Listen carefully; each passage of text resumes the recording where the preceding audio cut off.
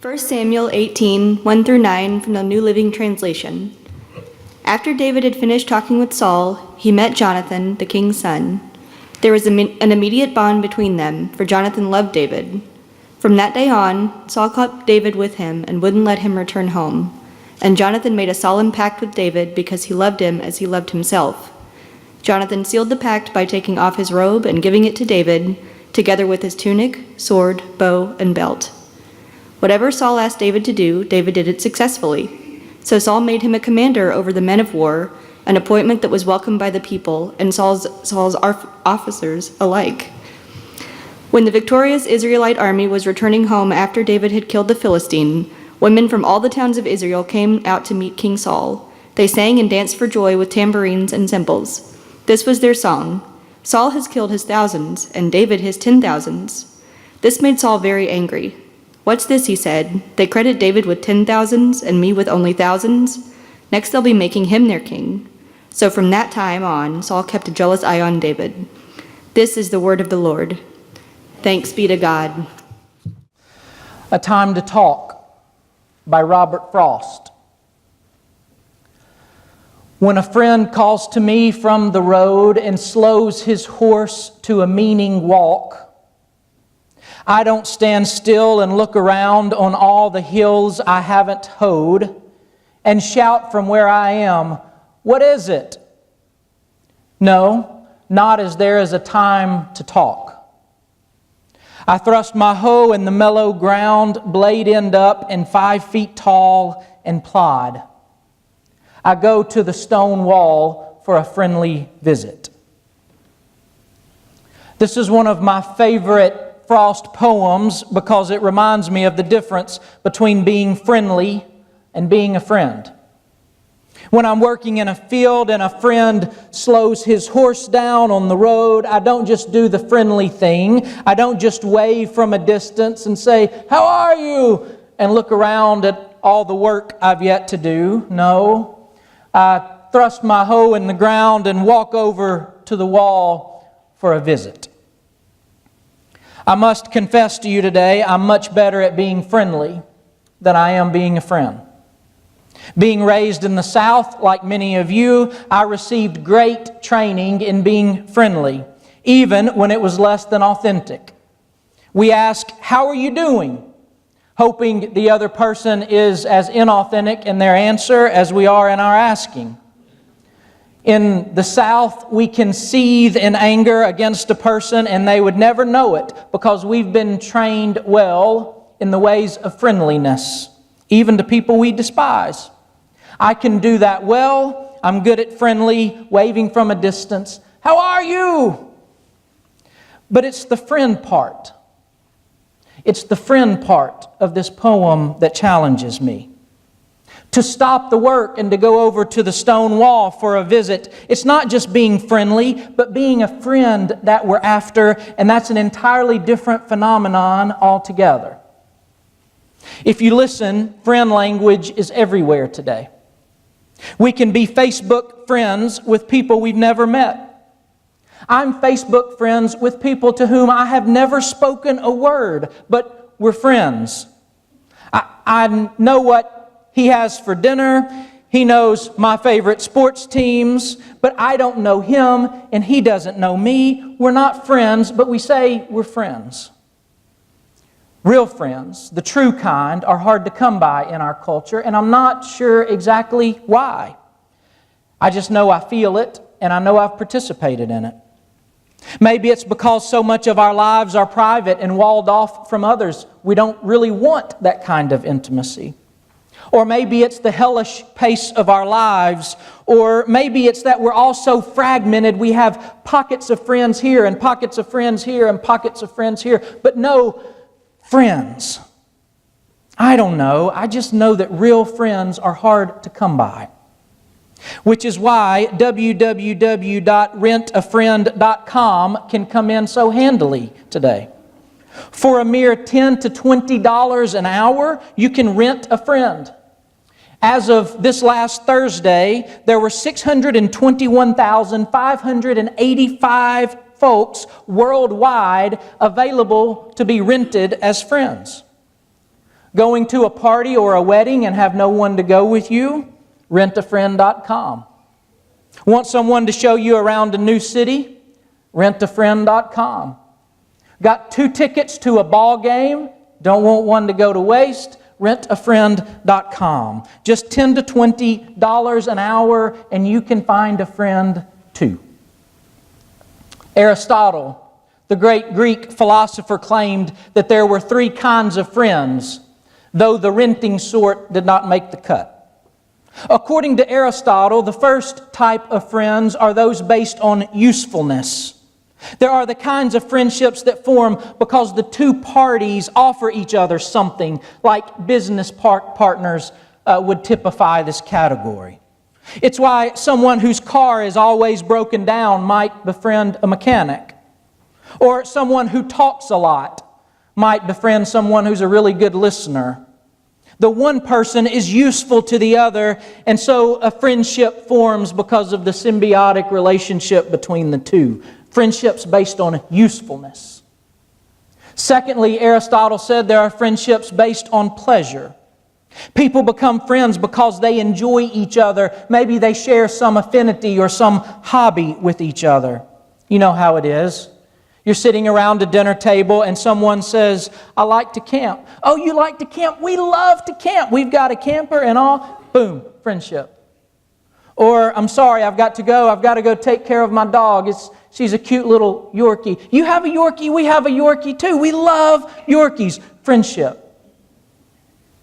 Friendships based on usefulness. Friendships based on pleasure. And Aristotle said there was nothing wrong with these first 2 kinds of friendships. We all have them. We all need them. Nothing at all wrong with them. The trouble is that these friendships are easily dissoluble when the pleasure is over or the usefulness subsides. What happens to the business partners when they sell the business? Or to the Yorkie lovers when they sell their last Yorkie? Thus, Aristotle argued that the third category, the deepest kind of friendships, the most abiding kinds of friendships, were those based on virtue.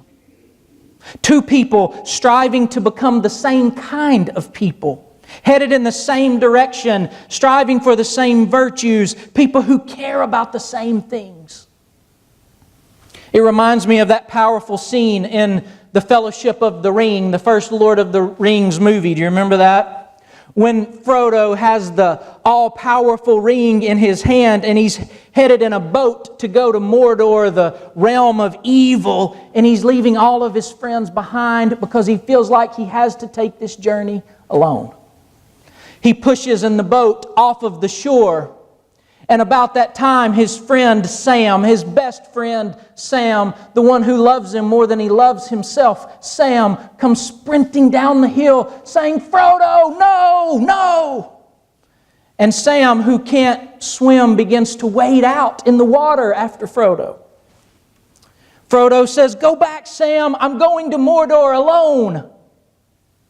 To which Sam says, of course you are, and I'm going with you. And Sam begins to drown in the water. Eventually, Frodo goes back and pulls him out of the water into the boat, and there they are, sopping wet. And Sam says, I made a promise. I made a promise. Don't you leave him, Samwise Gamgee, and I don't mean to. And there they embrace in the boat, sopping wet, and they head out from Mordor, the realm of darkness and evil, together. In the same boat, headed to the same place for the same purpose. They were friends of virtue. And there is no shortcut, brothers and sisters, on the journey towards virtue. It's a long journey, and none of us dare take that journey alone. It seems to me as though David and Jonathan were these sorts of friends. The most important part of it all, the most surprising part of it all, is that they had every reason not to be friends. You see, Jonathan was Saul's son. You remember Saul, don't you? The famous and first king of Israel. Jonathan was his son, making him something of a prince and next in line in the succession to the throne of Israel. Jonathan was all set up to be king, and he had been playing that part. A great military warrior claiming some victories over the mighty Philistines. Jonathan was proving his worth through the years. But then David arrived on the scene in a somewhat scandalous fashion. Do you remember that? Saul is already king of Israel, and Samuel the prophet anoints David to be king. It was a scandalous, unthinkable act. And so David shows up and begins playing Jonathan's role in a way. David begins to lead the military enterprise. He begins to defeat the Philistines, namely Goliath. And when they paraded back into the city, all the crowd shouted, "Saul has killed his thousands, but David his tens of thousands." And David became a folk hero to the people. Jonathan has every reason to perceive David as a threat, and Saul, his dad, does. From this point forward in the story, Saul can't see David as anything other than a threat to his realm, as a threat to his crown. And yet it's precisely when Saul becomes threatened by David that Jonathan reaches out and really begins to love him. The text says very specifically that Jonathan loved David more than he loved himself, and that their souls were knit together. In the original language, it says their souls were knit together. This is no surface friendship. It's beyond friendly here. These are the kinds of friends you don't have to smile around, and you don't have to clean the house before they come over. These are the kinds of friends you sit down with over a cup of coffee and 2 hours fly by. These are the sorts of friends who can tell the truth to each other, even hard truths. Or the sorts of friends who could just sit in silence for a while because there was no agenda to accomplish other than just to be together. This is the kind of friendship that causes one to dance when the other is full of joy, and one to weep when the other is brokenhearted. It involves connection at the depths, soul to soul, knit together, where deep calls to deep. The text says Jonathan took off his robe and his tunic and his armor, his shield and bow and belt, and gave it to David. It has the feel of a covenant. It has the feel of a dynastic change here. David, you will be the next king, not me. This is friendship, subversive friendship, which changed the course of human history. Which, I guess, in a way, is true of each and every friendship. It changes the world. Have you ever thought about it that way? Every friendship opens up a new world and changes the world in a way. Every friendship opens up a world of new possibilities, new ideas, new perspectives. Friendships provide an extra set of shoulders, another set of eyes, another brain. Friendships provide schools and spiritual formation, confessing sins and doubts and fears. Quick aside this morning. Many Protestants have made fun of the Catholic tradition for confessing their sins. Do you know what Protestants have replaced that action with? Nothing. We don't confess sins at all. In large part because we don't trust each other enough to do it. Baptists have long believed in the priesthood of the believers, which doesn't mean you're your priest and I'm my priest. That's not what it means. What priesthood of believers means is that you are a priest and I'm a priest to each other. Is there anyone that you are close enough to say, I have doubts? Is there anyone with whom you are close enough to say, I have sinned and I need to tell someone about it? Anyone?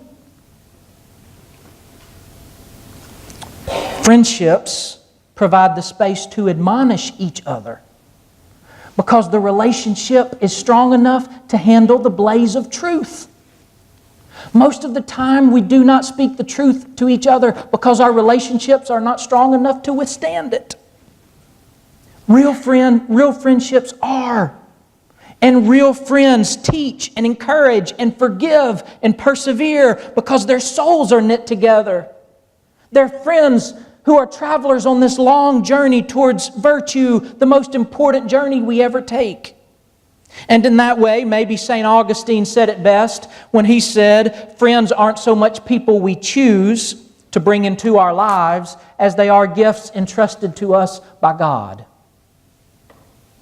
Maybe you don't make friends so much as you receive them from God. God places people in our lives as friends. Several years ago, I was at a conference in which people were talking about the church. For a good 30 minutes, it was ecclesial bashing. What's wrong with the church? I wanted to hide and crawl under the pew, but there I was. It was rough. Finally, the convener said, okay, what's right with the church? What's right with the church? And crickets chirped for a while until finally one young lady, about college age, I guess, stood up, raised her hand, took the mic, and she said, 2 years ago, my mom died of cancer. She said, we had the funeral at the church and we gathered in the fellowship hall for lunch afterwards.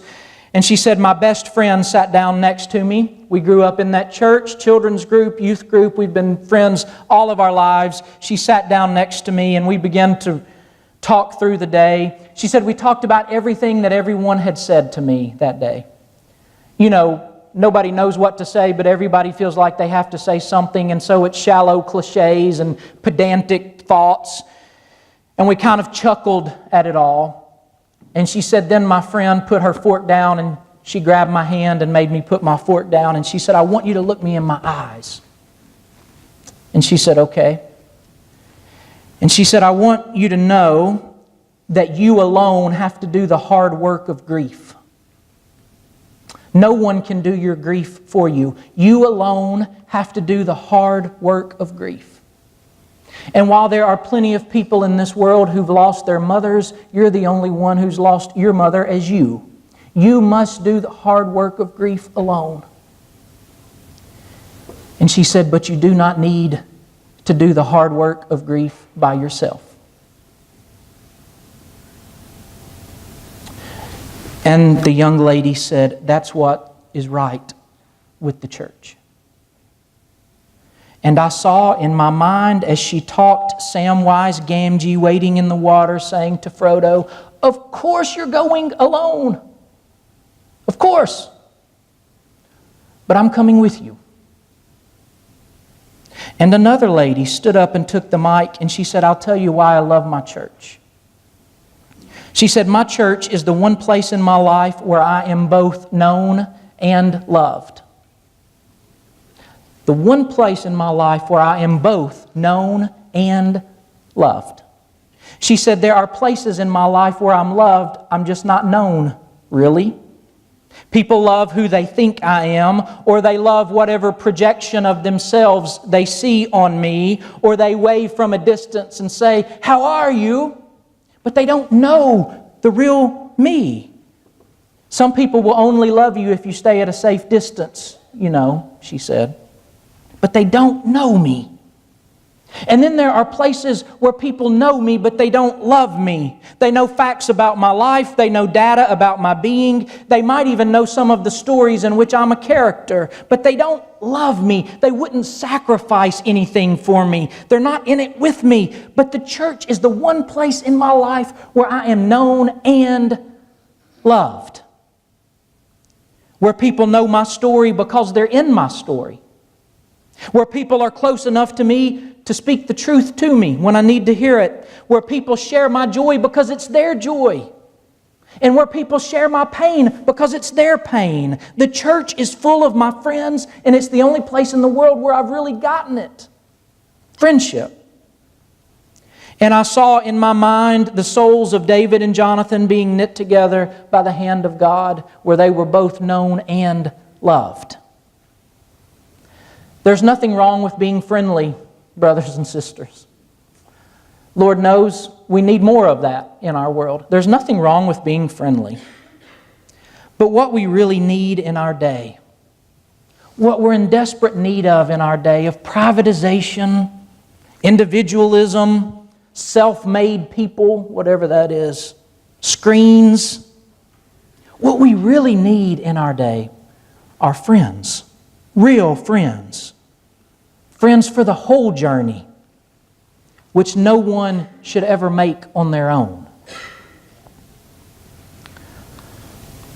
When a friend calls to me from the road and slows his horse to a meaning walk, I don't stand still and look around on all the hills I haven't hoed and shout from where I am, "What is it?" No, not as there is a time to talk. I thrust my hoe in the mellow ground, blade end up and 5 feet tall, and plod. I go to the stone wall for a friendly visit. What if we did that this morning? Just take a moment and imagine and pray with me as a time of response. Would you center yourselves just for a moment? And I would ask you to think where you sit and pray where you sit and think about your friends. See their faces.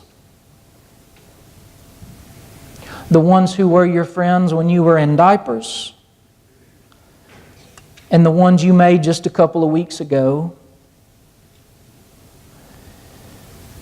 If you can see one face, give profound thanks for that.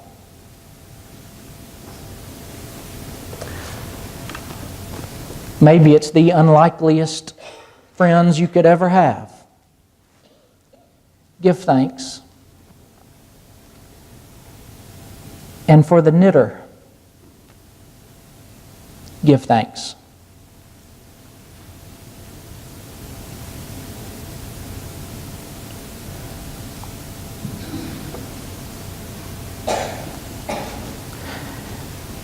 As you see their faces, I wonder if you might pray for them. How might they need you in these days?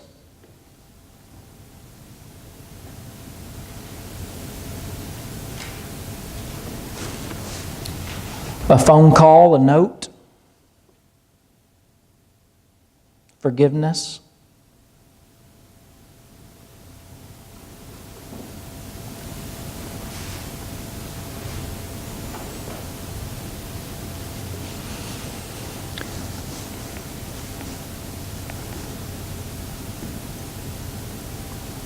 I wonder if you might take a minute and see someone who is not your friend but could and should be. Someone who needs a friend. Someone in your proximity whom you've yet to really meet, but whom God might have put in your path.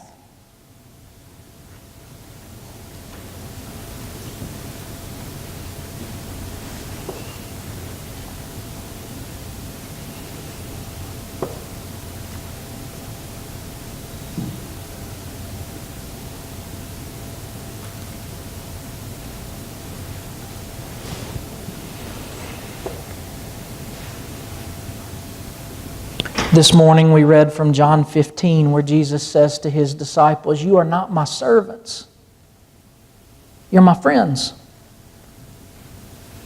What if that's true?